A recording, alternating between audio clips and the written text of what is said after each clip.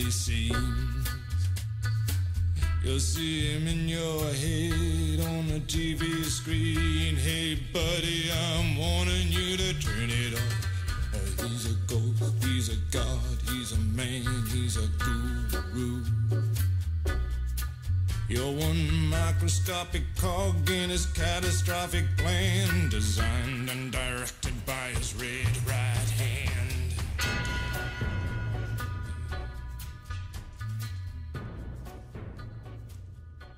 Salut à toi, jeune prolétaire en quête de sens. Bienvenue dans Arbre Mécanique. Salut Manon. Salut Philou. Et salut Antonin. Salut. Aujourd'hui, on va s'attaquer à une émission de télé et de YouTube qui s'appelle Le Pire Stagiaire, réalisé et interprété par Greg Guillotin. Oh. Et alors là, à mon avis, les auditeurs du podcast, vous êtes là. Qu'est-ce que c'est que ce podcast en fait Parce qu'au début, vous nous faites une série américaine, ensuite vous nous faites un Disney, et puis là, ensuite, vous nous faites de la caméra cachée française. Donc, qu'est-ce que c'est ? Quel est le thème du podcast ? Ouais, c'est quoi le délire là ? Clairement. C'est quoi le délire ? Qu'est-ce qui nous intéresse du coup ? Est-ce qu'on parle de cinéma, de télé, de littérature, de théâtre ? Qu'est-ce qu'on fait ? On parle de tout en fait. On parle de tout ce dont on peut parler. Et il y a un truc qui nous ce dont on a envie. Ouais, c'est ça. Déjà, vous êtes dans notre podcast, donc si vous n'êtes pas content, non, je rigole. Écoutez. Et du coup, ce qui nous intéresse, c'est tout ce qui peut, tout ce qui peut faire des vues, mon frère. C'est ça qui nous intéresse. Non, mais tout ce qui peut faire du sens. Tout ce qui peut faire du sens et moi, ce qui m'intéresse perso, c'est tous les médias où il y a de la mise en scène, en fait. Et la télé-réalité, pour moi, c'est un sujet qui est très riche, en fait. Parce qu'il y a différentes mises en scène à l'intérieur d'un même média, en fait. En fait, ouais, c'est vrai que Greg Guillotin, on dit c'est de la caméra cachée. En fait, la caméra n'est pas cachée, déjà. C'est de la télé-réalité, ouais. Et donc...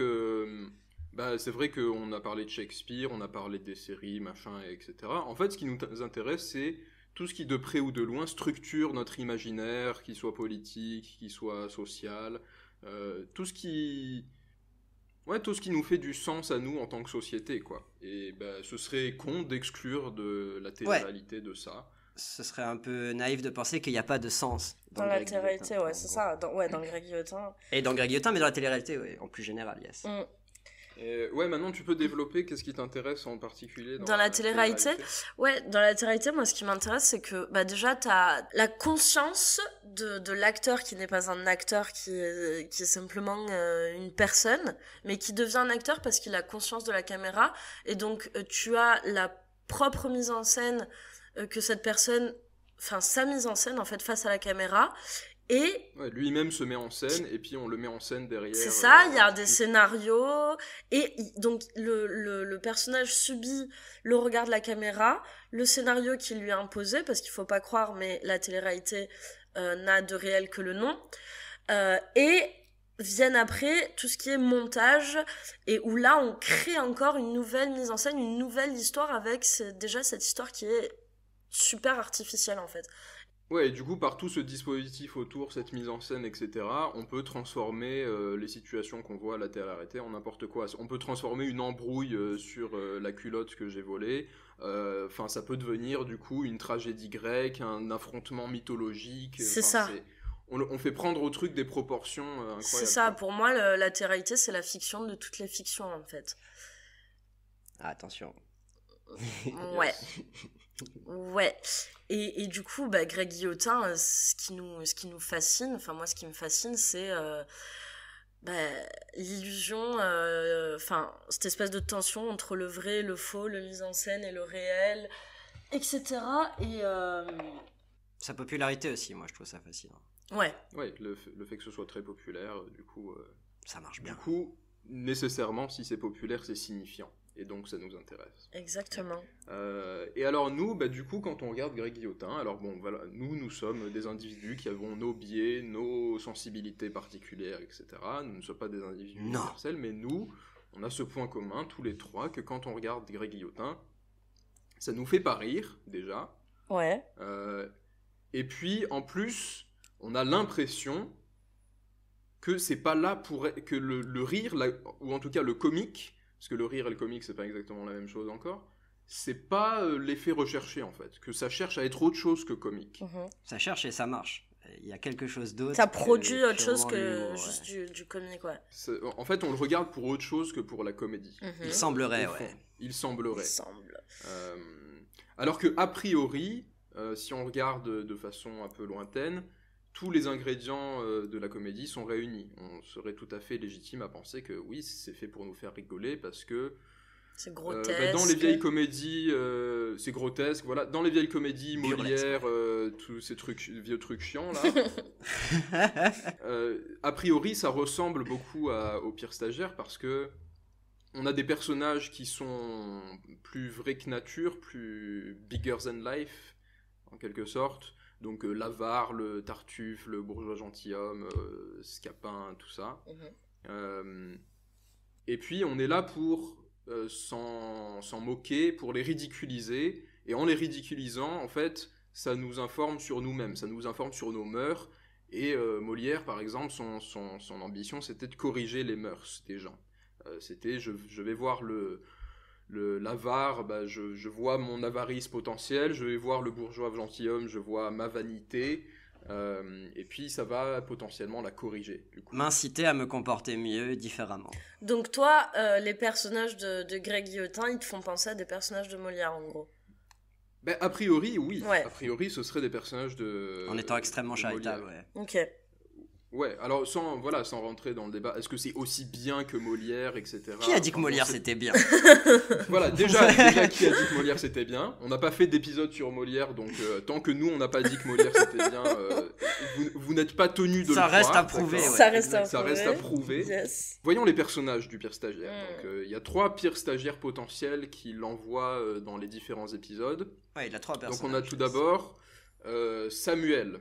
Samuel, c'est le neuroatypique, c'est le fou en fait. C'est le fou malade. Ouais, le gogol, le non fou malade. L'instable dans sa tête. Voilà, celui qui est pas bien dans sa tête, quoi. Ouais. Il maîtrise pas les codes de la société. Il fait un petit peu flipper, il a un côté un petit peu autiste quand même, donc ça fait peur, tu vois, ça fait peur aux neurotypiques, du coup. Ouais. Ça les fait rire soit aussi. c'est l'autisme qui les fait peur ou les fait rire, soit c'est quand il te dit qu'il a tué son moniteur d'auto-école. Yes. Choisis. Voilà, choisis, ça peut te faire. Oui, l'humour, c'est très souvent une question de regard et de disposition. Ouais, et là, on sent que c'est de l'humour qui est très fin, quoi, que ça a été pensé vraiment dans la finesse. Yes. Tout à fait.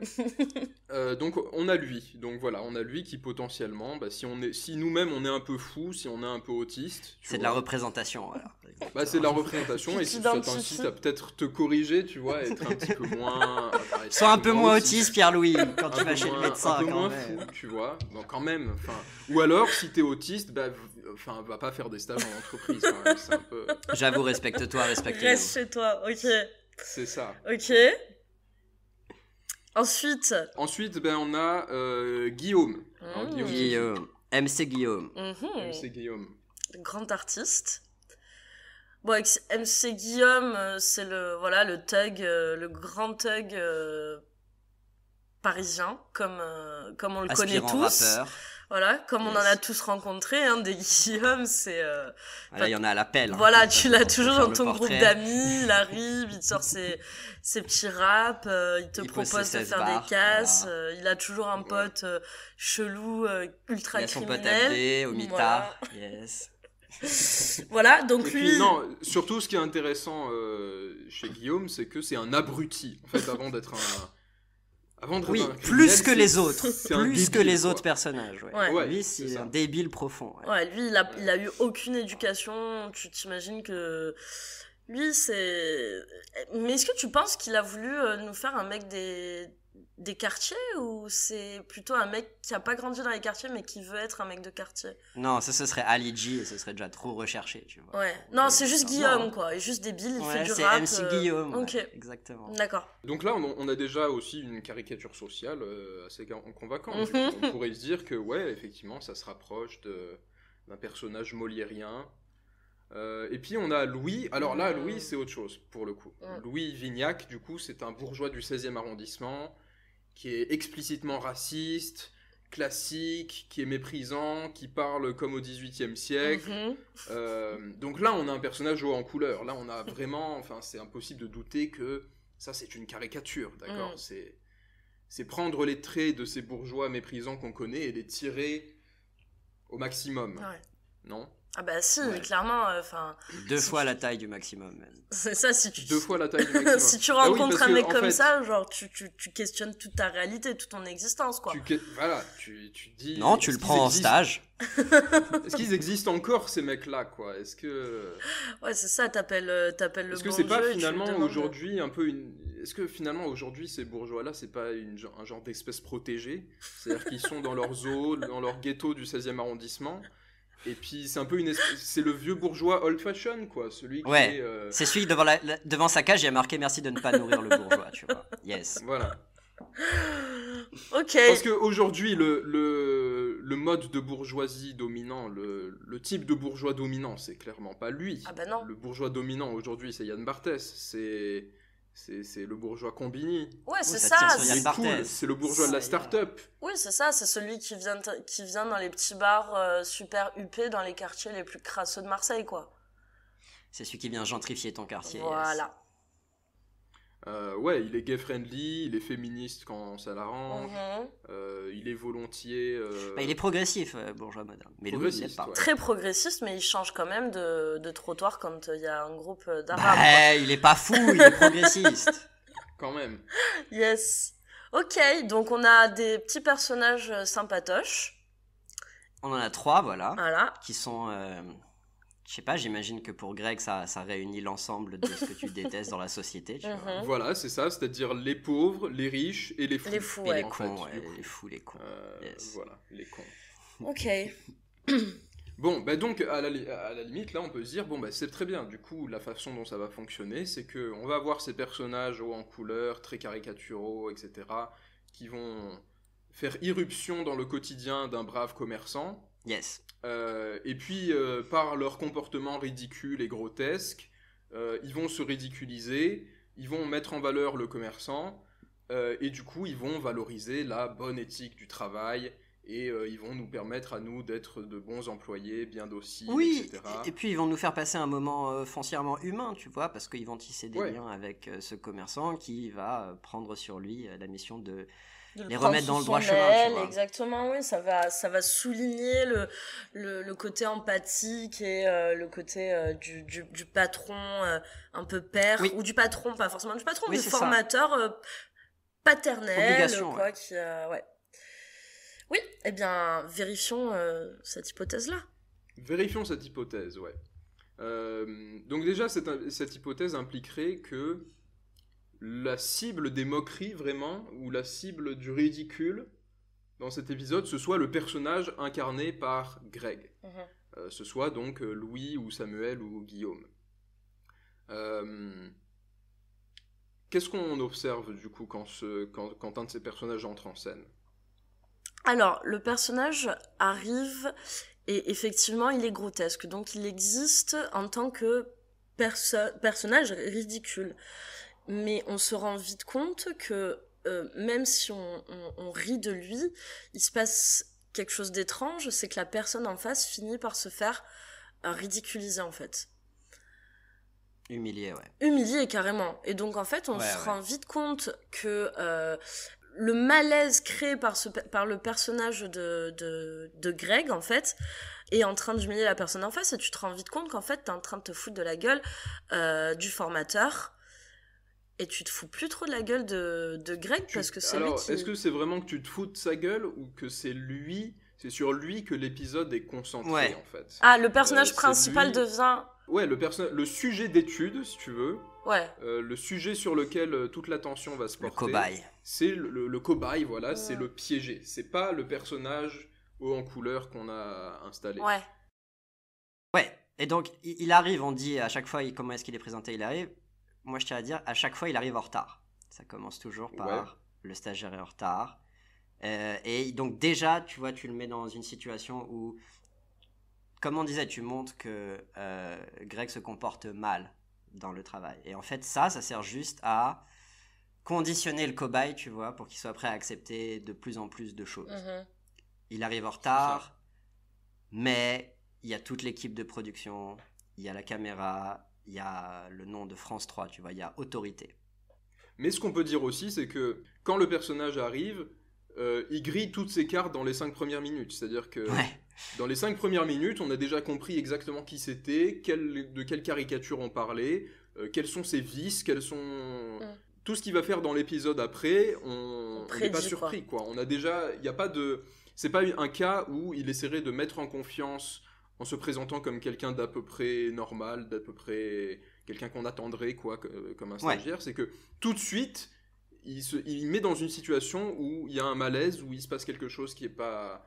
Il n'y a pas de gradation dans la façon dont ça part en couille. Tout de suite, il est déjà ridicule et il part tout de suite en couille. En fait. Oui, et puis c'est surtout tout de suite, il a fixé sa ligne humoristique, je sais pas comment dire, mais en gros, il va tourner en rond sur les 3 mêmes blagues. Si c'est Louis qui vient chez toi, pendant toute la journée, en gros, il va te dire...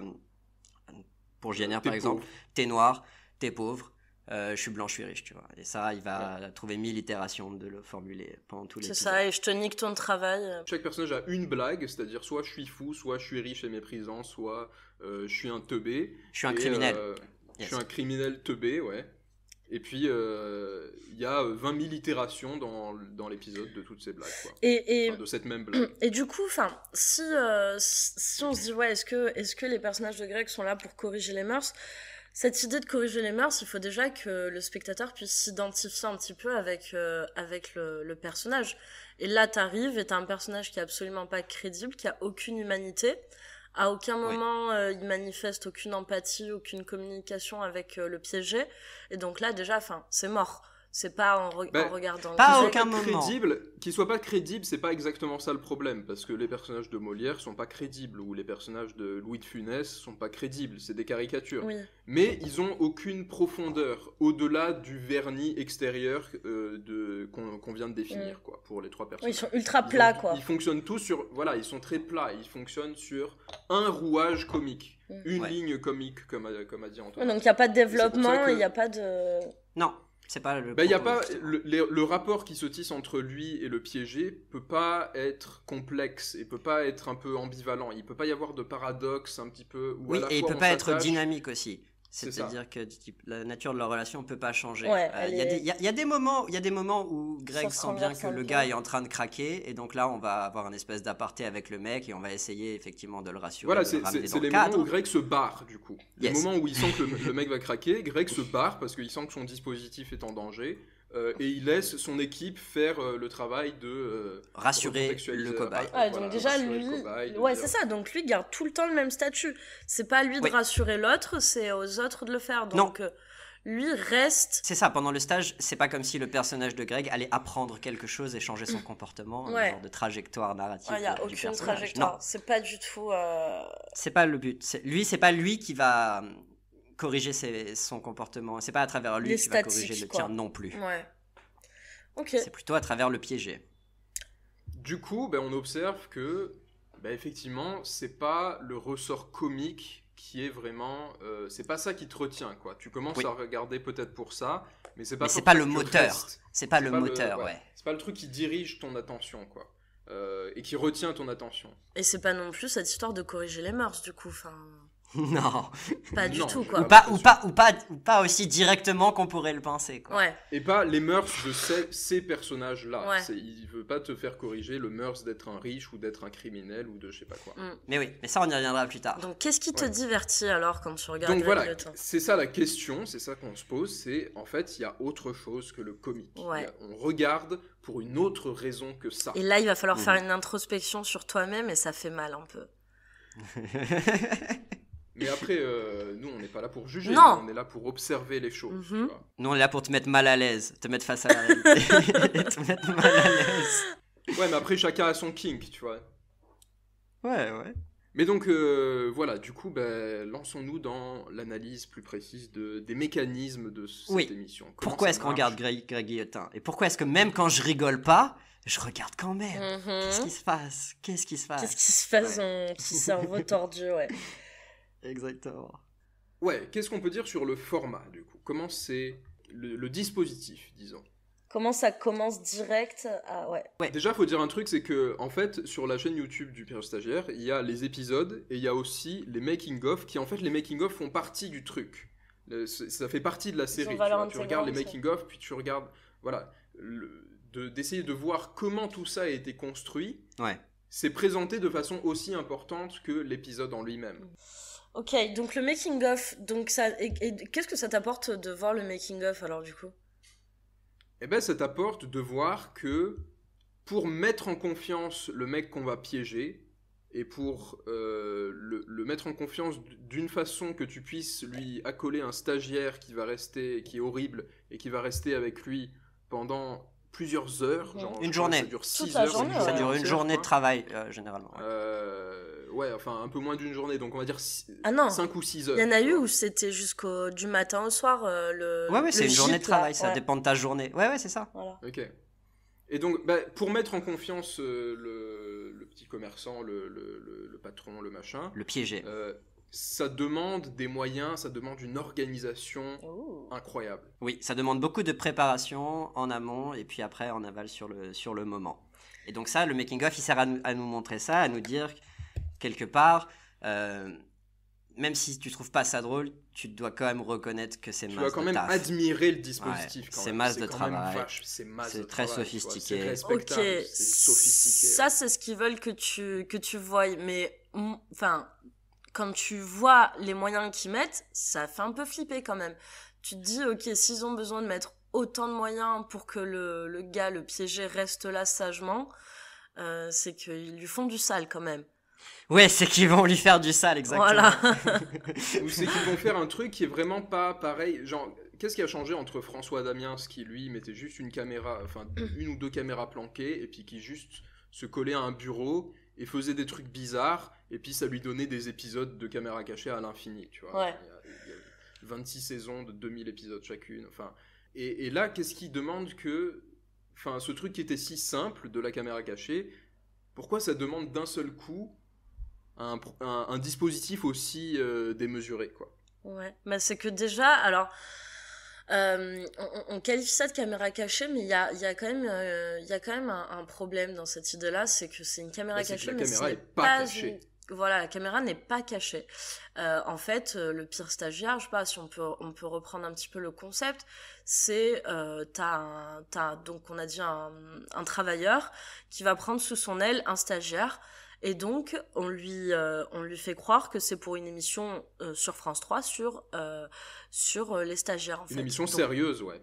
Une émission sérieuse sur qu'est-ce que c'est d'avoir un stagiaire, comment est-ce qu'on le forme, quelle relation on entretient avec ce stagiaire, etc. Donc c'est vraiment, on dit à ces pièges-là, vous allez faire une émission sur le travail, et ça va sûrement qu'on les appâte aussi en leur disant ça va permettre de mettre en avant votre entreprise ou votre travail ou votre personne, même des fois tout simplement avec JNR. Votre personne, ouais c'est ça, et puis du coup votre si votre ta personne, éthique du travail. C'est ton entreprise comme dans le cas d'un artiste, ouais. Oui, quand tu es genre profession libérale, en gros, oui, ton travail, c'est ton entreprise, c'est ta personne. C'est la même chose. Yes, donc c'est une opportunité pour toi, effectivement, de faire de la pub pour ton machin. C'est ça. Donc déjà, on te le vend bien comme il faut, quoi, et puis on te dit que t'as beaucoup de choses à gagner, on te place quand même pas mal d'enjeux.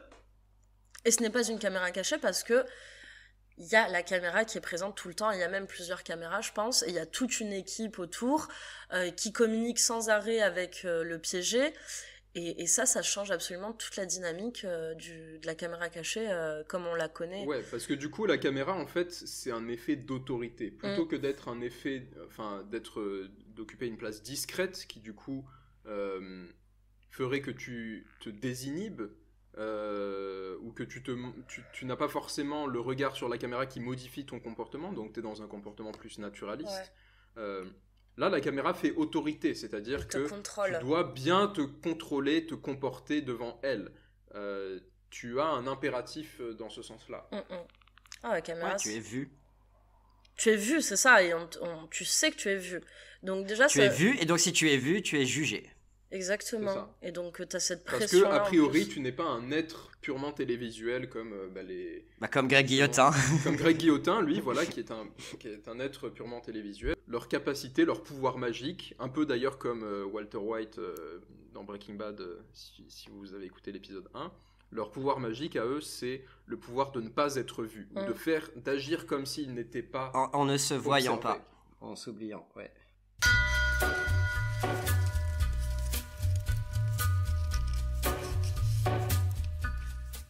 Et donc, il y a cette caméra qui du coup n'est pas cachée, et puis il y a toute cette équipe autour qui est en permanence en train de rassurer le piégé sur sa situation, c'est-à-dire de le conforter dans le fait qu'il n'est pas fou. Ouais. Que eux aussi qu'il hallucine pas, que le mec se comporte vraiment comme un boucan et que tout le monde le voit, tu vois. Eux aussi ils subissent ça. Donc dans un sens, tu as le stagiaire qui agit comme un fou et qui déstabilise la personne dans sa perception de la réalité, et dans le sens, tu as les autres qui le rassurent et qui lui disent non, enfin, c'est vrai, on le voit aussi, on est avec toi, quoi.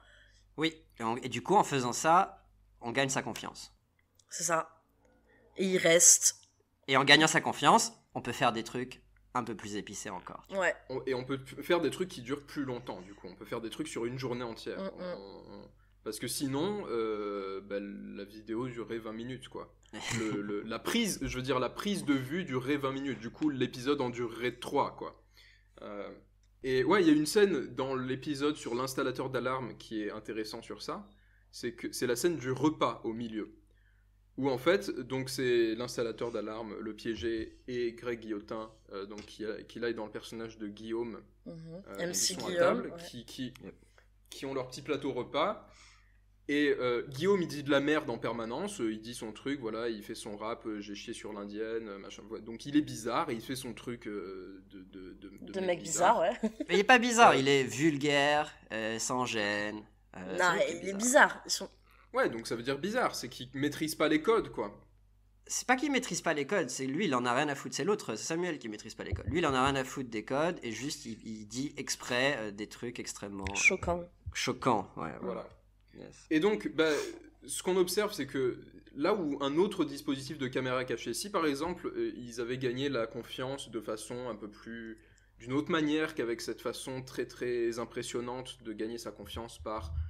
une équipe entière de télévision qui te rassure sur le fait que t'es pas fou, tu vois. Et donc en fait là ce qui se passe, c'est que l'installateur d'alarme, qui s'appelle Sébastien, je crois. Ouais, c'est Sébastien. Seb. On va dire Sébastien.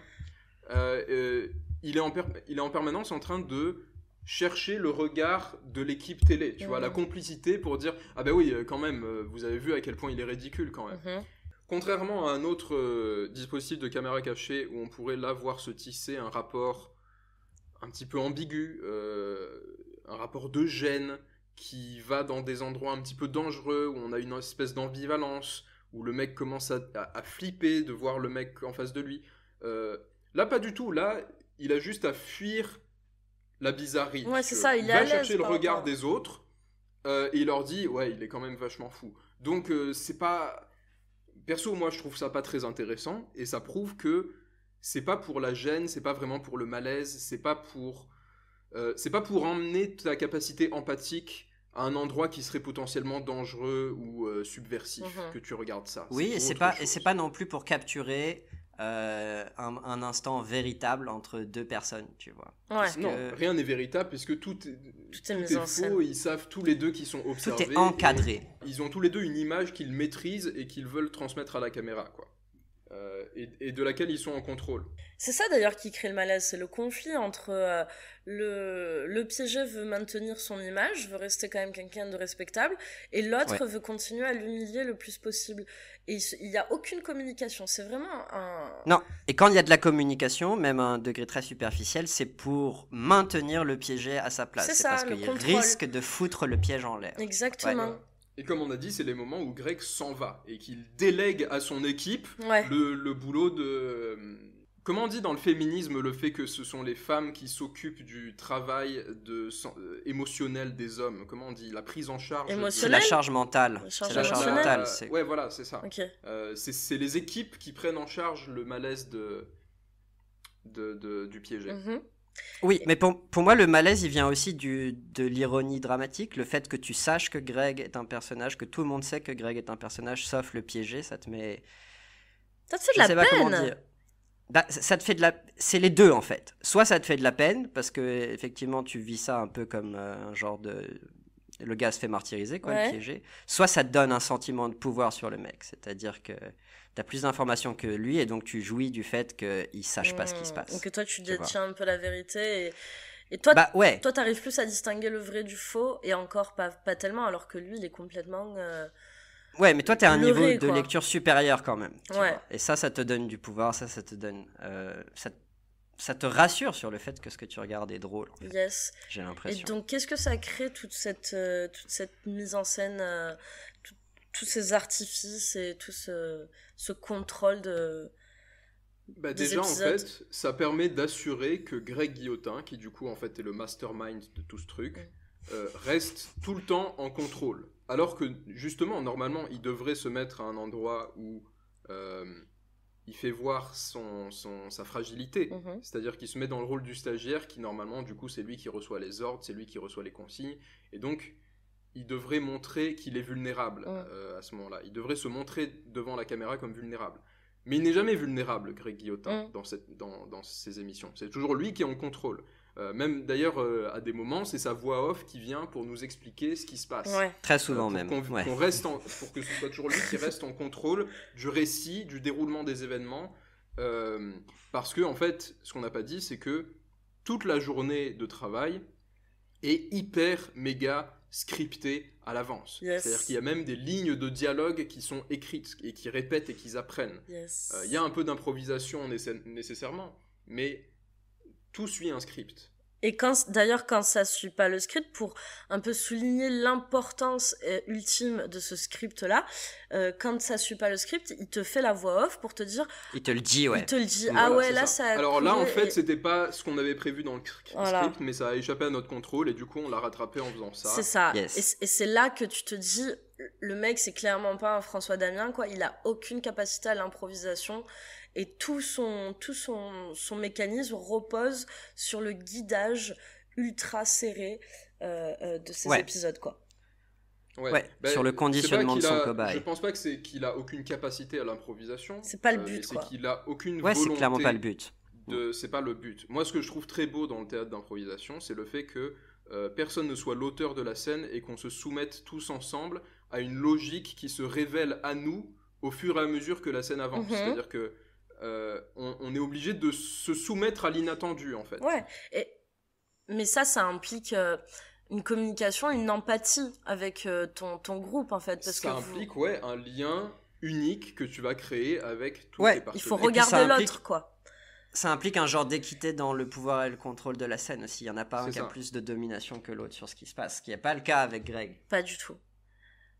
Et en même temps, comme tu as dit, on sait que le script est important parce qu'au moment où l'épisode échappe au script, on nous le rappelle, mais ça nous fait aussi dire que Greg est capable d'incorporer ça dans son épisode. Tu vois, il le laisse dans le montage, il le garde parce que c'est... Mais c'est pas de l'improvisation, c'est de l'adaptation tactique du script pour retourner vers ce qu'on avait... C'est pas un pur moment d'improvisation où tu te dis, dès le début, je suis ouvert à tout ce qui va venir sur moi.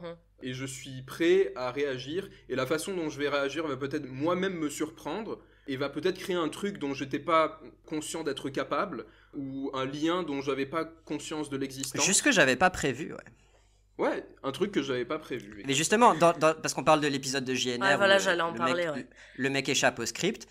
JNR, donc le rappeur, du coup. Ouais, quelque part, quand il te dit, bon là, c'était pas prévu, on le rattrape, il te montre sa capacité à, même dans un instant imprévu, recoller au script. Il le ramène quand même, le mec, et il finit son épisode. Mais, ou alors, moi, mon moment voix off préféré, c'est quand il te dit, on s'attendait pas du tout à cette réaction. Ouais, grave. Quand les pauvres gamins, il y a les keufs qui arrivent et que le gars lui dit... Quand un jeune noir se voit potentiellement accusé de terrorisme et qui s'enfuit en courant, c'était pas prévu. C'est ça. Oui, on n'a pas contextualisé ce qui se passe précisément. C'est une drôle de réaction étrange. Voilà. Donc en fait, à ce moment-là, ils ont prévu qu'il y ait des faux flics du coup, qui arrivent dans l'appartement du rappeur et qui trouve des grosses calaches. C'est des AR-15, je crois. Des AR-15 okay. Il me semble. Qui trouve des armes de guerre, en tout cas, dans le truc. Et que du coup, il y a une situation très rigolote, très cocasse. On s'amuse bien quand même, très cocasse. Où, du coup... Le piégé pète un plomb et se casse en courant, quoi. Ouais. Ben oui, mais ça, c'est pas prévu qu'il allait se... Ah ben non, bien sûr, c'est pas prévu. En voyant les flics. Effectivement, la réaction prévue, c'était qu'ils se mettent à genoux, les mains derrière la tête et qu'ils disent « Oui, monsieur ». Oui, t'imagines quand même le degré. Ne me faites pas de mal, je suis désolé. Et donc, et du coup, il y a un caméraman qui va les courser. Qui va le rattraper, lui, ouais. Et qui lui dit « Eh frère, qu'est-ce que tu fais ? Tu pars en courant, t'as l'air coupable !» T'as l'air coupable en partant en courant. Et qu'est-ce qu'il dit ? JNR. Il dit gros, on est des Noirs et des Arabes. C'est trop. Mais on est des Noirs et... Mais moi, je me questionne toujours là-dessus. Est-ce que Greg Guillotin le fait exprès ? Ou est-ce qu'il a tellement peu d'humanité qu'il ne se doutait vraiment pas qu'ils allaient partir en courant, et ils pensaient qu'ils avaient tellement créé le contrôle sur le gars que là, ça allait encore fonctionner, quoi, cette histoire d'autorité, et que là, ils allaient se soumettre à l'autorité.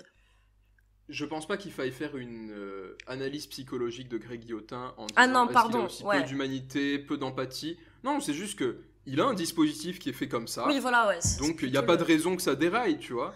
J'ai prévu mon truc comme ça, toutes mes équipes ont appris le script de cette manière, tout le monde s'est coordonné pour que ça se passe de cette manière, donc j'ai pas de raison de penser que c'est ça va arriver différemment. Et c'est surtout, comme j'ai dit tout à l'heure, c'est s'il le garde dans le montage, parce que ça peut très bien partir en couille et toi tu le vois jamais, tu vois. C'est parce que le fait que ça dévie du script ne met pas en danger le script, au contraire, ça renforce la capacité à Greg de revenir sur le script. Même quand ça échappe à son contrôle, c'est quand même sous son contrôle. Ouais. Moi, c'est ça que ça dit qu'il le laisse dedans. Après, le fait qu'il n'ait pas prévu, est-ce qu'il le fait exprès, est-ce qu'il le sait ou pas, personnellement, dans mon esprit du complot, évidemment qu'il sait très bien que ça va se passer comme ça. C'est juste que ça ajoute un peu de naturel, justement, de moments véritables dans l'épisode qui en manque cruellement, tu vois. Là, il y a un truc, entre guillemets, pas prévu, tu vois. Là, il y a un vrai instant de télévision.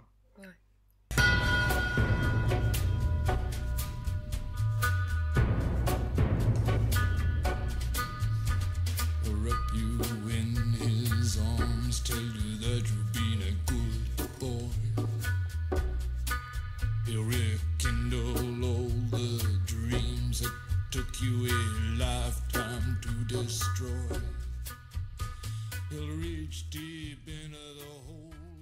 Et donc du coup, toutes ces situations avec les armes ou si on prend les autres épisodes, le caca sur la table. Le caca sur la table. Il est chez une médecin. Trop. Et là, pareil, c'est-à-dire qu'il y a tout un truc en voix off où il nous dit que, alors je sais plus si c'est dans la voix off ou dans le making of, mais qui dit que oui, le caca qu'on a posé sur la table, c'est vraiment un vrai caca. Ça, c'est dans le making of. Un vrai caca. Ouais. Il a fallu qu'il y ait quelqu'un qui se retienne de chier pendant toute la journée pour qu'il soit prêt, à chier au bon moment. Et donc là, t'admires le dispositif aussi, tu te dis. Putain, ouais. C'est un film de braquage, tu sais. C'est chacun a son rôle à jouer. Et là, tout l'épisode dépend du fait que le mec a pas chié depuis 2 jours et qu'il allait faire caca dans un verre, tu vois. C'est très très important. C'est la présentation de l'équipe au début. Machin, spécialiste du caca. Il peut se retenir pendant 3 jours. Yes. Et chier sur commande. Et il faut absolument que le caca soit déposé à 12h21. Sinon, tout le plan part en couille, exactement. Et il faut que le caca ait la bonne consistance pour que Greg puisse le prendre avec les mains et le poser sur le bureau, tu vois. Non, mais c'est vraiment un travail d'une précision impressionnante. Une précision d'horloger, ouais. Ok. Et donc, voilà, du coup, toutes ces situations. Donc, le caca sur le bureau, les armes, le mec qui pète quand il pète un vase chez les clients de l'installateur d'alarme, les trucs comme ça. Non, attends. Si tu veux faire la comparaison avec le caca et les armes, pour l'installateur d'alarme, à la fin, il lui fait croire que son fils est peut-être mort. Ah oui, c'est vrai. Non, il lui fait croire que son fils est peut-être mort. Ça s'arrête jamais. Non, ça s'arrête jamais. Ça s'arrête jamais. Et justement, dans cet épisode de l'installateur d'alarme, ça peut pas aller plus loin. Donc, dès que le coffre s'ouvre, où il y avait le fils du gars, le fils tient une pancarte et disait « Papa, t'es piégé ». Parce que là, on sait que tu peux pas aller plus loin, tu vois. Tu peux pas aller plus loin dans la torture. Disons le mot, ça y est, il faut lâcher le mot, dans la torture du cobaye. Dans la torture. Ils vont loin, quoi. ils vont le plus loin possible. Ça, c'est vraiment le truc dans chaque épisode, c'est que on arrive chez le gars avec le stagiaire et on a déjà prévu où ça va finir. Tu vois. Je m'en fous. Le boulot de l'équipe, c'est de faire en sorte que le mec craque pas pour qu'on aille jusqu'au dernier gag, jusqu'au dernier canular qui est les armes, le caca, ou plutôt appeler le SAMU. Mais le degré de manipulation qui est en train de se produire dans ces épisodes est quand même remarquable, quoi. De réussir à manipuler... Il est total. Il est total, le degré de manipulation. Il est totalitaire, limite, on pourrait dire. Ah, mais clairement, tous les mécanismes, c'est des mécanismes de manipulation pure et dure. De faire en sorte que le type doute constamment de ce qui est vrai, ce qui est faux. Exactement. Et donc, comme on a dit, tous les enjeux personnels pour la personne, par rapport à son travail, par rapport à sa réputation, par rapport à ce qu'il doit maintenir, etc. Ça, c'est vraiment, ça, je pense, ça, c'est la dynamique de fond de tous les épisodes qu'on cherche depuis tout à l'heure. C'est, je regarde alors que c'est pas drôle. Qu'est-ce que c'est ? En fait, je regarde un mec piégé dans un genre de labyrinthe. Je le regarde depuis au-dessus comme un scientifique fou. Et c'est un gars qu'on va mettre dans une situation où tout fait qu'il devrait se mettre en colère et faire valoir ses droits ou défendre sa propre personne. Et pourtant, le cadre fait qu'il est incapable de le faire. Il est obligé de bien se comporter, de prendre sur lui, de réprimer toute forme de colère. Tu vois. Et c'est ça. Donc c'est un exercice de on pourrait dire un exercice de de disempowerment, comment on dit, désempuissancement, le fait d'enlever toute la puissance on lui retire au gars, de le rendre impotent, quoi, de le rendre impotent, de le rendre impuissant, c'est ça. C'est de lui, mais c'est pas juste de lui enlever son pouvoir, c'est de le mettre dans une situation où tout devrait faire pour qu'il exprime son pouvoir, ou en tout cas sa capacité à se défendre, ou son humanité, et pourtant il n'y arrive pas. Mais sa dignité humaine, sa dignité humaine. Tu lui enlèves totalement sa dignité humaine, mais complètement. Oui, mais tu fais toujours en sorte que... Quand tu regardes l'épisode, c'est comme quand tu regardes les courses de voiture, le NASCAR ou les courses de moto. Tu regardes pour voir un accident. Tu regardes Greg Guillotin pour voir un mec lui en mettre une, vraiment, tu vois. Et pourtant, tu sais qu'il lui en mettra pas une, parce que tout est fait pour que le gars soit constamment frustré. Ouais, il y a quand même des épisodes où il lui en met une, ce sera quand même... ça fera partie du script, tu vois. C'est un truc... Voilà, quand il s'en prend une, c'est parce que ça marche dans le cadre du piège. Ouais, c'est ça, ça met fin au piège. Ça fonctionne pour lui, non, ça fonctionne pour lui aussi. Parce que aussi, ce qu'on n'a pas parlé, c'est les vues. C'est que là, clairement, on est dans comment est-ce qu'on va faire le plus de vues. Et alors, un mec qui te tape à la fin, c'est fantastique. Parce que déjà... c'est pour ça que je suis là, moi. Ouais. C'est ça, c'est pour ça que t'es là. T'es là pour le voir se faire taper. Et donc, même quand ça fonctionne, même quand ça arrive, c'est génial. Ça fait partie du script. C'est ce qu'on attend. Donc on te le frustre pendant tout l'épisode dans cette espèce de labyrinthe, dans ce piège, le pauvre cobaye. Et quand il exprime enfin un peu d'humanité, qui du coup est totalement démesurée parce qu'il a passé sa journée à souffrir, ça fonctionne quand même dans le sens de Greg Guillotin et de la personne du coup qui détient l'autorité. La frustration, c'est comme la première partie. Au début, il est frustré parce qu'il a envie de se mettre en colère et il peut pas. Et après, il s'énerve vraiment, mais il peut toujours pas, se purger de sa passion, tu vois. Et après, on va plus loin encore. C'est pas fini une fois que c'est là, tu vois. Ouais, la dernière étape, c'est pas qu'il s'énerve, c'est que il est obligé de s'humilier, de s'incliner, de voilà, il faut lui faire perdre tout espoir, en gros. Il faut aller plus loin encore. Il faut faire un truc tellement dingue que maintenant, il accepte tout. Tu vois, il est cassé, il est brisé, genre, il accepte que son fils est peut-être mort, il accepte qu'il va passer 20 ans en tôle, il accepte que genre le mec va lui sauter à la gorge.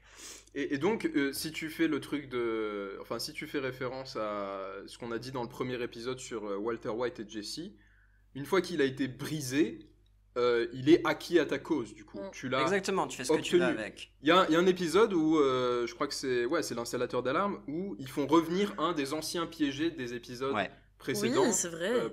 pour lui faire participer à un sketch. Le boulanger. Donc ça prouve que, voilà, t'as détruit son mental, au mec. Maintenant, il t'appartient. Ouais, c'est comme quoi. Ouais, c'est ça. C'est comme les Macs avec une prostituée. Tu lui as cassé son mental. Maintenant, il est à toi. Mais c'est ça, c'est le syndrome du comment t'appelles ça, du kidnappé. Stockholm. De Stockholm, ouais, c'est ça. Mais ce qui est impressionnant, c'est que voilà, tu perds toute notion de la réalité et à la fin t'arrives et t'es là. It was just a prank, bro. Et t'es là et tu te dis, ok, donc en fait, toute la journée, j'étais dans mon propre Truman Show. En fait, on a fait de ma vie une télé-réalité. C'est pas juste toute la journée. Tu te dis, toute la journée, j'étais dans mon Truman Show ambulant géant. Mais en plus, ça fait 2 semaines que toute ma famille, mes amis, tous les mecs qui travaillent avec moi, tout mon entourage me mentent. Parce que eux aussi, ils ont participé au truc et c'est grâce à leur complicité. Mais c'est vrai que psychologiquement, en fait, c'est un traumatisme de passer dans le pire stagiaire. Et ce qui est vraiment traumatisant, c'est ça. C'est pas ce qui t'est arrivé pendant cette journée, c'est de te dire que même avant que ça arrive, c'est la confiance en fait. Manipulation. Ouais, exactement. C'est vraiment tu remets en question ta parole, la parole des autres et tout ce qui s'ensuit. Ouais, c'est fait penser à des genres de relations abusives. Vraiment. Mais alors, c'est de la manipulation. Mais il faut préciser que c'est un type de manipulation différent parce que toutes les caméras cachées qu'on regarde font preuve de manipulation. Mais elles le font pas de la même manière et elles le font pas forcément dans la même visée. Dans la même intention, si on peut dire. Donc si on compare avec des caméras cachées qui nous plaisent, par exemple. Si on prend Borat, par exemple, le truc de Sacha Baron Cohen. Pas Borat, genre tous les personnages de Cohen, parce qu'ils font tous la même chose. Voilà, tous les personnages de Sacha Baron Cohen, aussi dans sa série This is America, qui est extraordinaire. Ouais, ou Ali G Show avant, ou le Borat Show avant, c'est toujours la même chose, tu vois. Et donc là, pareil, là aussi, il y a de la mise en scène, c'est pour ça que c'est pas mal de... Ben, on disait au début que les personnages de Greg Guillotin sont trop caricaturaux, et que potentiellement, c'était pour ça... que c'était pas du grotesque ou du comique. Quand on regarde, ou potentiellement que c'est pour ça que les personnages peuvent pas accorder leur confiance à un personnage aussi caricatural. Piégé, ouais. Si on regarde les personnages de Sacha Baron Cohen, c'est puissance 10, quoi. Borat, il est encore plus caricatural, enfin c'est un personnage qui existe encore moins, qui existe à aucun endroit du réel, cette espèce de...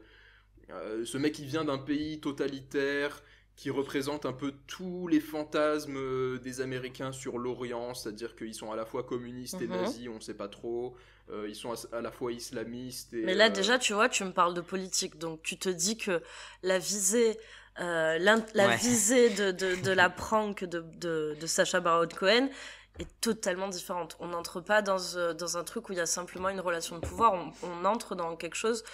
Dans une critique sociale où on s'attend à un résultat qui aura une portée politique ou un vrai commentaire avec un résultat, un vrai commentaire sur l'Amérique, en fait. Ouais. Parce que... dans This is America, ouais. Mais Ali G Show, c'est pas que en Amérique. Non, mais dans Borat aussi. Hein. Dans Borat, on te dresse ce personnage qui n'existe pas, qui vient de ce pays qui n'existe pas. Enfin bon, c'est le Kazakhstan, c'est un Kazakhstan imaginaire qui n'a aucun lien avec le réel, quoi. Mais on le fait venir aux États-Unis. Et en fait, en le faisant venir aux États-Unis, on va révéler les Américains pour ce qu'ils sont. Et This is America, c'est pareil. On fait venir un agent du Mossad hyper caricatural devant un... c'est quoi l'épisode avec un mec de l'alt-right américaine? Non, c'est pas un mec de l'alt-right, c'est un mec du... NSA, non? C'est juste un homme du Congrès. Oui, bon, c'est pareil. Un député, mais, quoi. C'est pareil. C'est pareil. C'est un mec du Ku Klux Klan, quoi. Non, c'est un élu, mon frère. C'est pas juste un troll sur Internet. Yep. Et donc, c'est un truc totalement différent parce que Borat, il va pas justement... garder son autorité sur les mecs qu'il piège, il va pas essayer de les casser, de les obtenir, au contraire, il va les mettre en confiance, il va créer un lien empathique avec eux, et c'est là que ça devient un peu subversif, un peu dangereux, parce que nous, en tant que spectateurs aussi, on regarde cette empathie, ce lien empathique qui se crée, et on se dit... on est emmené à un endroit un peu dangereux de notre psyché. Non, mais c'est comme tout à l'heure, on sait pertinemment que le personnage est faux, que l'autre ne sait pas, tu vois. On n'a pas les mêmes informations que le gars, et ça crée le même malaise que tout à l'heure, simplement, là, il se passe autre chose. Oui, mais là, on lui donne une plateforme, en fait. C'est ça, cette relation empathique. Oui, on lui donne une plateforme, mais il est absolument pas libre de dire ce qu'il veut. Il est fortement aiguillé à faire de la merde, le député, par exemple. Oui, si on veut. Mais bon. Oui, mais même en étant fortement aiguillé à dire de la merde, et même en sachant qu'il est filmé, on le met en confiance. Il est mis dans un rapport de confiance. Oui, c'est ça que je voulais dire qui est qui très l'amène important à se révéler dans sa sincérité, en fait. C'est que Borat, ou plutôt Cohen, dans tous ses personnages, c'est ça, c'est le truc de la caméra cachée, pas cachée. La caméra est visible et donc elle conditionne effectivement tout ce qui va se passer. Et il y a vraiment beaucoup de points communs avec Greg Guillotin sur les personnages extravagants, la caméra présente. Simplement, c'est vraiment pas la même dynamique. Borat, ou plutôt tous les personnages, c'est ça. Ils tendent à mettre à l'aise le gars, le piéger, pour que le piégé, lui, c'est lui qui va faire le show. C'est lui qui va se révéler, qui va dire des choses choquantes, des choses indécentes. Une plateforme. C'est ça. Alors que dans Le Pire Stagiaire, c'est l'inverse. C'est Guillotin qui dit les trucs hardcore et on regarde juste l'autre s'écraser. Tu vois, c'est vraiment pas la même dynamique. Ah, c'est ça. Et surtout, on n'est pas là pour le mettre en confiance du tout, quoi. Le gars en face, on est là pour le mettre mal à l'aise. Donc là, il y a une différence vraiment importante, même si les mécanismes semblent les mêmes. L'histoire de la visée, de l'intention de ces caméras cachées, non cachées là, est totalement différent et le résultat est totalement différent. Et du coup, on regarde pas pour la même raison. Pas du tout. Clairement. Pas du tout. On regarde vraiment pour le commentaire. Ouais. Ouais, il y a un commentaire social, mais on regarde quand même pour la même raison dans le fond, c'est... Tu veux voir des trucs choquants. Bien sûr. Je sais pas comment dire. Ouais. Ah oui, mais tu es un voyeur. Mais tu regardes des choses choquantes de façon différente. Une des caméras cachées en France qui se rapprocherait de la dynamique de Borat, du coup, ce serait Loris Juliano, du coup, qui lui aussi fait des caméras pas cachées. Ouais, non. C'est pas une caméra cachée, la caméra elle est visible dans Loris. Mais il y a la même dynamique au sens où Loris, il a pas un personnage extravagant du tout, lui, pour le coup. Lui, au contraire, il a un personnage extrêmement lisse qui est fait pour mettre en confiance le gars parce qu'il disparaît, en fait, tout seul, Loris. Avec sa petite voix, avec son costume tout lisse, avec sa tête rasée, puis mais son background ethnique mystérieux aussi, tu vois. Genre, il est non identifiable, quoi. Ouais, voilà. Il est invisible, Loris. C'est ça. Et donc, il va t'encourager à, toi, prendre le devant de la scène, tu vois. Toi, prendre le regard de la caméra sur toi. C'est ça. Il y a de la manipulation, mais... Ah ouais. Mais d'une autre manière, en fait. Là, t'es vraiment poussé, comme tu dis, à te valoriser, à t'auto-valoriser et à te faire briller, quoi. À te révéler, ouais. À te révéler. Et là, tu as des résultats qui sont souvent très drôles, en fait. Parce que... Oui, et qui sont foncièrement plus humains que dans Greg Guillotin. Même si la caméra est visible. Même si, mais la caméra est visible, mais la fonction de la caméra est totalement différente. Elle est simplement là pour que tu te mettes en scène et toi, de toi-même, tu vas vouloir le faire d'une manière positive. La caméra, elle a pas ce même statut d'autorité, en fait, et de contrôle. Ouais. Et tu peux partir. Il y a absolument rien qui te retient chez Loris. Tu es totalement libre, quoi. C'est toi qui décides de te mettre en scène. Tu restes parce que tu as envie de t'abreuver du regard de la caméra. Et c'est ça. Et tu te sens pas bloqué par le fait que de ton intervention dépend l'effort, le travail, la rémunération de plein d'autres gens, tu vois. Dans Greg Guillotin, c'est important. Je peux pas non plus, comme il dit le gars des alarmes, c'est genre, bon, vous êtes gentil, mais là, si ça continue, je vais arrêter. Et c'est ça, et elle lui dit tout le temps, non, mais attendez, on a signé des contrats avec France 3. Souvent, il dit ça, il y a de l'argent en jeu, il y a du matériel loué, il y a des gens à payer. Ouais. Je ferai pas de commentaires, mais voilà, quoi. Bah pourquoi ? On est là pour ça. Bah c'est dégoûtant. Bah ouais. C'est dégoûtant de te rappeler que ton temps c'est de l'argent et que ton humanité et ton désir de dignité et ton désir totalement humain de t'enfuir quand tu es dans une situation où tu es mal à l'aise est subordonné à des logiques de pognon. Exactement. Et que c'est pas toi qui décides. Lecture de E Unibus Pluram par David Foster Wallace. Mais le solitaire, chez lui, seul, a soif de spectacle, de compagnie. D'où la télévision. Joe peut les regarder à l'écran, il leur est invisible. C'est presque du voyeurisme. La télévision a fait de nous une nation de voyeurs moites et hébétés. C'est faux, mais pour des raisons intéressantes. Le voyeurisme au sens classique consiste à épier. Vous observez des gens qui ignorent votre présence, tandis qu'ils vaquent aux petits gestes triviaux, mais ô combien érotiques de l'intimité. Mais regarder la télévision et espionner sa voisine sont deux activités différentes. Car ceux que nous scrutons, à travers l'écran de verre encadré de la télé, n'ignorent pas vraiment que quelqu'un les scrute. Tout un peuple de quelqu'un même.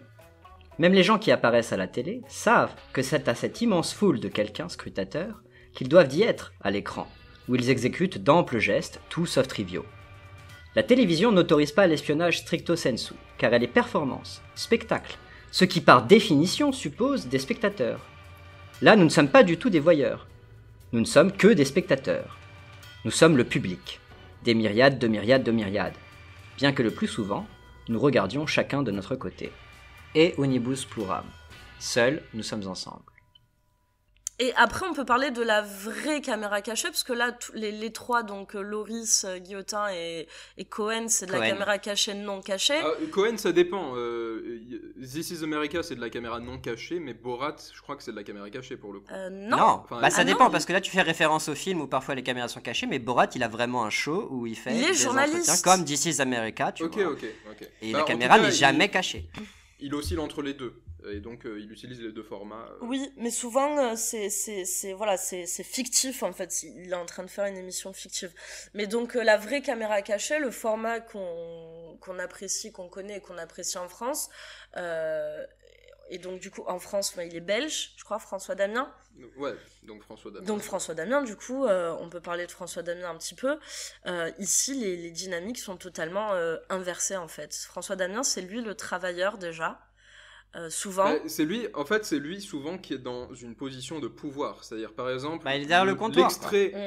L'extrait le plus culte de François Damien, c'est quand il fait répéter à une famille qui veut se barrer, qui veut acheter des tickets de bateau qui sont sur l'île d'Oléron, si je dis pas de conneries, ou sur une île de Bretagne.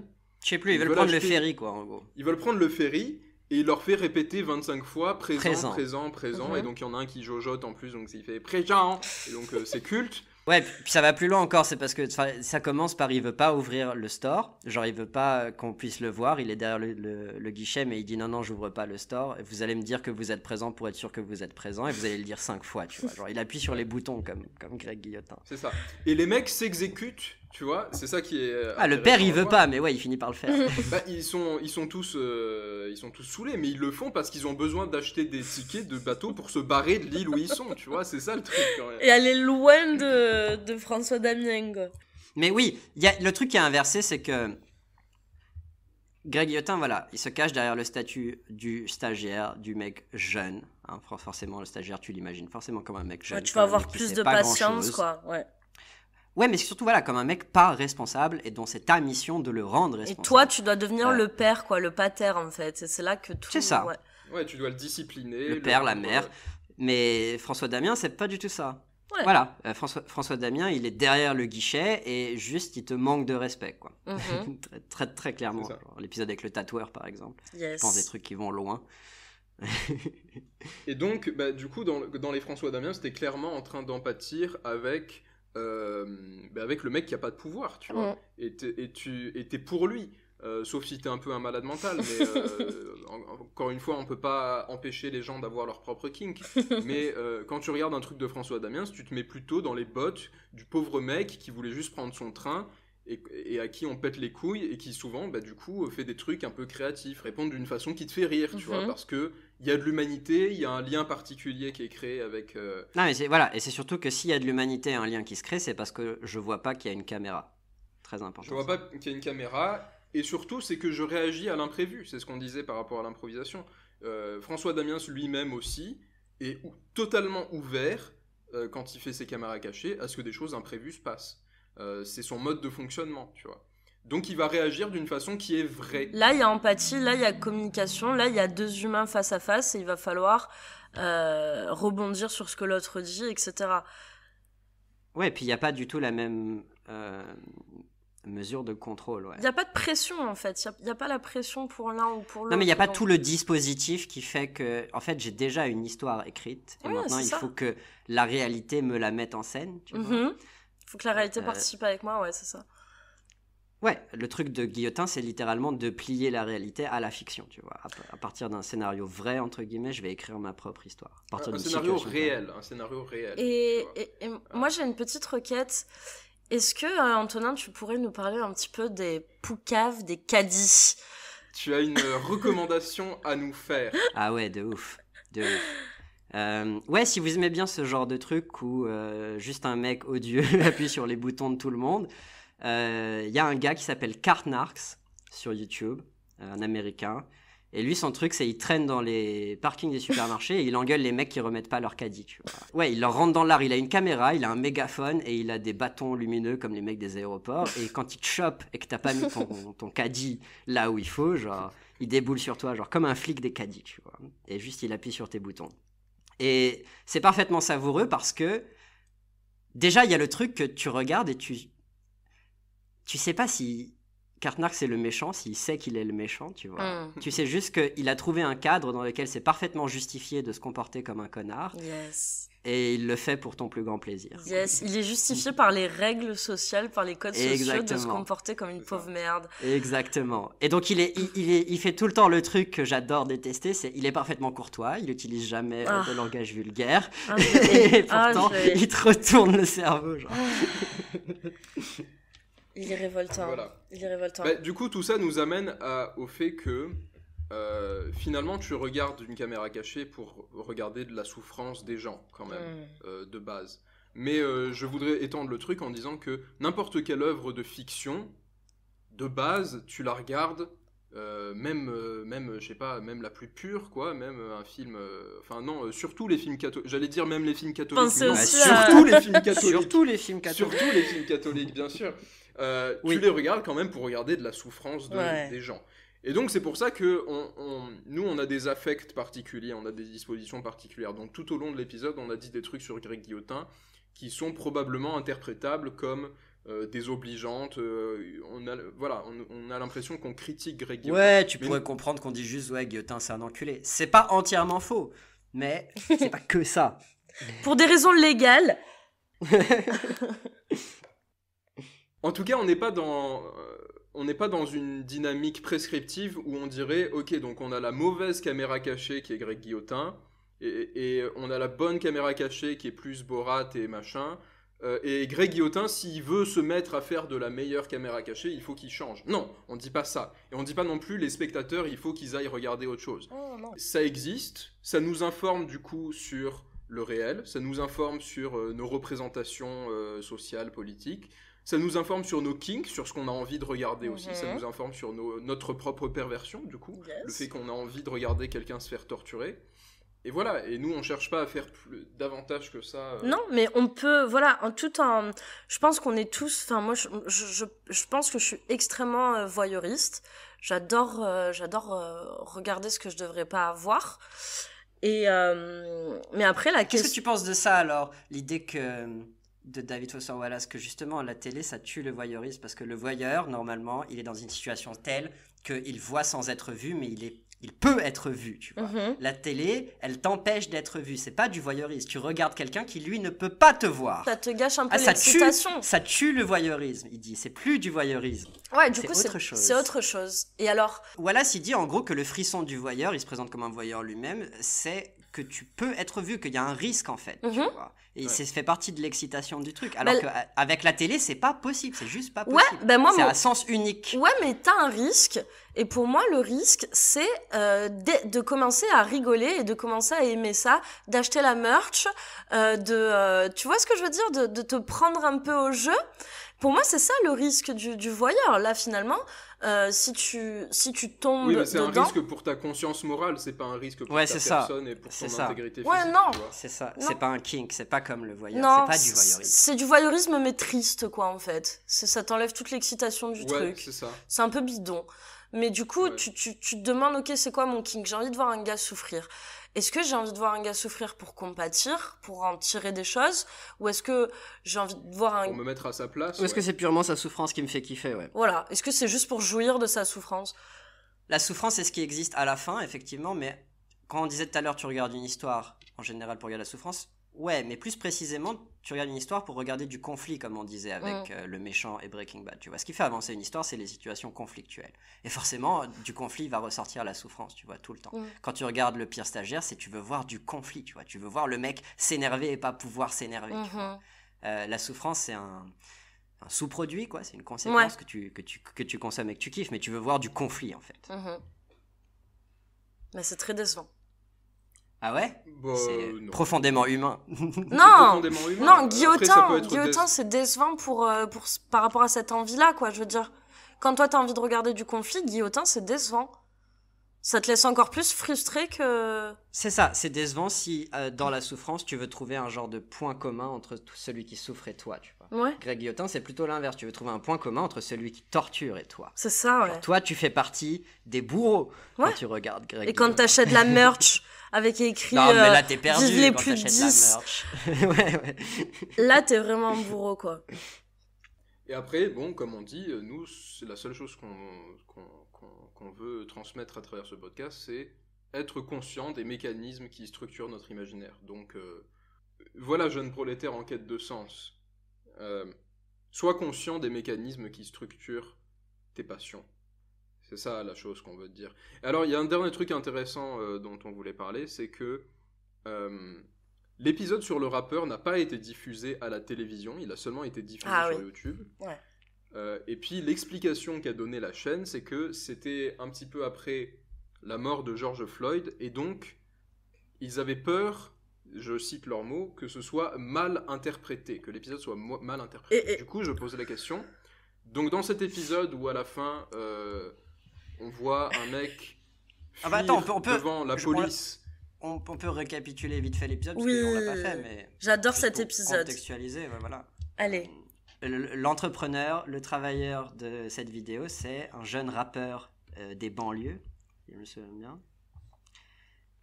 Des ghettos, tu veux dire? Des ghettos, pardon. Je suis en train d'essayer de retrouver la vidéo, parce qu'il a posté, il a épinglé un commentaire aussi dessus, très intéressant. Et donc oui, quand il dit que ça peut... Oui, en gros, voilà, il passe la journée avec lui à faire ses enregistrements et tout, et il lui ruine son taf de A à Z, grosso modo. Et puis pendant tout l'épisode, évidemment, il l'insulte de manière classiste et raciste. Gratos. Et donc, il réussit à lui caler un N-word aussi. Oui, plein. Pascal Nègre. Pascal Nègre. Il a trouvé un nom propre, où le nom commun est un nom propre, donc ça passe. Yes. Tu peux le dire. C'est vraiment un génie, ce mec. Vraiment un putain de génie, yes. Et donc, quand la chaîne poste ce tweet, elle est au courant que le produit est brûlant, quoi. Je sais pas comment dire. Elle sait. Il a dit c'est un peu trop touchy. Ouais. Il a dit c'est touchy. Ouais. Dans le tweet. Ouais. Et donc, du coup, moi, la question que je veux poser, c'est quand tu dis ça peut être mal interprété, le fait qu'on te mette un épisode où un gars fuit devant les flics parce qu'il y a des flingues chez lui et qu'à la fin ils disent ils vont pas nous croire, ils vont nous tabasser parce qu'on est des Noirs et des Arabes, on rappelle. Du coup, quelle est la bonne interprétation, si ça peut être mal interprété? Quelle est la bonne interprétation? La bonne interprétation, c'est le commentaire de Greg Guillotin qui dit: vos commentaires sont super positifs, font très chaud au cœur. Vous semblez l'avoir compris, cette vidéo n'a nullement pour but de desservir JNR ni le rap. Bien au contraire. À travers du prisme du personnage exécrable de Louis, entre parenthèses qui est une caricature, nous avons tenté de faire ressortir l'humilité, l'intelligence, la tolérance et la grande part d'humanité de JNR. Oui. Et nous sommes ravis que cette vidéo aille à l'encontre des clichés sur les jeunes de cité. Toute l'équipe adresse à JNR ses félicitations pour son comportement exemplaire. Louis a encore failli se faire casser la gueule en 2 minutes, mais il n'est plus là une fois après. Tu mens! Du J. Ça, c'est pas écrit, ça. Si. Si, je suis en train de lire le commentaire. Oui, en fait, il voulait que JNR soit le bon petit... Oui, il avait peur que, à travers les commentaires racistes et classistes de son personnage, on se fasse une mauvaise idée des jeunes de cité qui partent en courant quand on les épingle la main dans le sac, tu vois. Non, nous, ce qu'on veut montrer, c'est que voilà, les jeunes de cité, tu peux les pousser à bout autant que tu veux. Il faut quand même que ce soit de bons Arabes, de bons Noirs. C'est ça, à travers leur capacité à s'écraser face à l'injustice, on peut voir toute l'humilité, l'intelligence et la tolérance des gens comme JNR, tu vois. Ouais, c'est vrai. C'est vrai.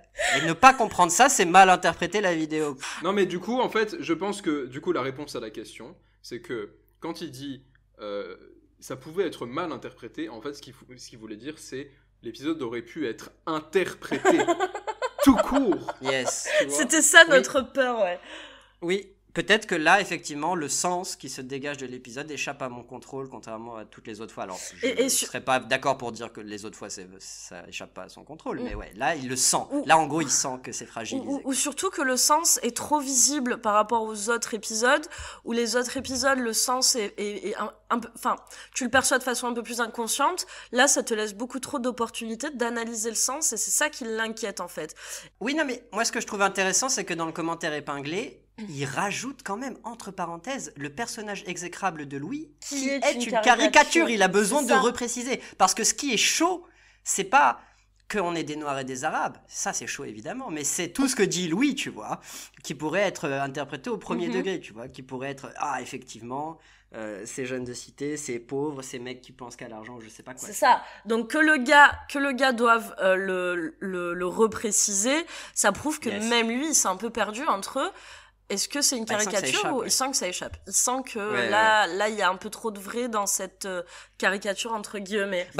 On pourrait être tenté de penser qu'il y a du vrai dedans. Exactement. C'est ça, Et déjà, ça, c'est trop. Ouais. Absolument. Mais du coup, il y a ça aussi dans tous les épisodes de Greg Guillotin, c'est vu que le personnage est exécrable et une caricature, tu dois forcément condamner tout ce qu'il dit, tu vois. Tout ce qui sort de la bouche du personnage n'est pas à prendre au sérieux, grosso modo. Et en même temps, tu te dis, est-ce qu'il n'y a pas l'effet inverse qui se produit? C'est que toute la réaction face à ces personnages, tout ce que tu vas dire des personnages, ça aussi, ça doit être anéanti puisque le personnage n'existe pas. Donc tout le commentaire classique de JNR sur « Ah, t'as vu comment les riches se comportent ?» Ça aussi, ça doit être anéanti par l'épisode. Oui, parce que Louis est une caricature. Exactement. C'est ce qu'on revient, on revient à ce qu'on disait au début, c'est que Louis, aujourd'hui, c'est le type du bourgeois qui n'existe plus, ou qui en tout cas est une espèce en voie de disparition, tu vois. Le bourgeois d'extraction nobiliaire, catholique, qui parle comme dans une pièce de Molière, tu vois. Ça aussi, c'est un truc inventé, tu vois. Les bourgeois, même les moins cool, même les genre... même ceux qui... Enfin, tu vois, même ceux qui vous voient... Même ceux de la rive droite de Versailles, quoi, en gros. Ils parlent pas comme putain de Louis, quoi, ouais. C'est ça, et du coup, c'est ça, en fait. Du coup, tu t'en prends pas aux riches, parce que c'est pas un riche, en fait. Exactement. Toute critique qui peut être visée à l'encontre de Louis doit être anéantie parce que Louis lui-même n'existe pas. Alors, ce que je trouve génial avec le personnage de Louis, c'est que, il est parfaitement insupportable. Il parle de manière complètement farfelue. Et à chaque fois, il débarque avec son daron dans tous les épisodes. Et il parle même pas comme son daron. Son daron, il parle comme un être humain normal, tu vois. Donc, déjà... Il parle comme un vrai bourgeois, son daron. Et c'est pour ça que souvent, les candidats, pas les candidats, les piégés ont peur du père. Je sais pas, souvent ils en parlent du père. Oui, bien sûr, c'est l'autorité du père. Là, à chaque fois, le père, il dit, si ça part en couille, je vous la mets, tu vois. Il menace tout le temps, directement, quand il y a ancré dans le réel, ce père. Contrairement à Louis, qui n'est personne, qui n'existe pas, qui est un espèce de fantôme bizarre. Une espèce de créature mythologique. Ouais, un spectre. Le père, il existe vraiment. Et finalement, l'autorité de Louis, elle repose encore plus sur ce père-là qui elle repose sur France 3, sur la caméra, sur l'équipe et sur son père. Et sur le père qui est très réaliste, Exactement. Quand il va chez JNR, le premier truc qu'il dit, si ça part en couille, j'appelle la BAC. Je connais des mecs chez la BAC, vous allez prendre cher. Menace directe. Et après, ce qui est ouf avec le personnage de Louis, comme je disais à Manon, c'est que cet enculé, tu fais même pas la différence entre la voix off de Greg Guillotin et de Louis, ils parlent pareil. Tu n'arrives pas à savoir quand ils sortent du personnage ou pas. Je trouve ça excellent. Puis on remarque aussi qu'il y avait une très belle opportunité de faire se rencontrer JNR et MC Guillaume. Simplement, c'est pas comme ça que les personnages sont construits.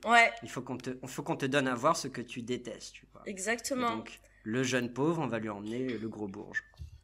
C'est très fin. Ouais, parce qu'on s'imagine que ça va faire un clash des titans. Oui, c'est vrai que, comme tu le dis, l'épisode aurait été beaucoup plus drôle si l'épisode sur le rappeur, on lui mettait en face un rappeur qui, lui, est nul. Mais c'est ça, là, il aurait été humilié. Mais là, il aurait plus aucun pouvoir, on aurait surtout trouvé un rapport humain qui serait potentiellement ambivalent, potentiellement hétérogène, avec un mélange d'admiration, enfin, de tendresse et de jugement, tu vois, qui te montrerait vraiment les qualités... l'humilité, l'humanité, la dignité d'un mec comme ça. Voilà, pas seulement sa capacité à s'humilier et à fermer sa gueule devant les caméras, mais vraiment ce qui fait de lui un bon artiste, tu vois. J'ai chié sur l'indienne, comme j'ai chié sur le système. Et bien voilà, cet épisode est maintenant terminé. Vous pouvez retrouver Arbre Mécanique sur toutes les plateformes de podcast, Spotify, Deezer, et sur Anchor, vous pouvez trouver la plateforme de votre choix. Nous sommes également sur YouTube, sur Facebook, sur Instagram, sur Twitter. N'hésitez pas à nous suivre et à partager si vous avez aimé cet épisode. En complément, en petit bonus, vous retrouverez la version longue du texte de David Foster Wallace sur la télévision, dont nous avons lu un extrait à l'instant. Merci à vous et à l'épisode prochain.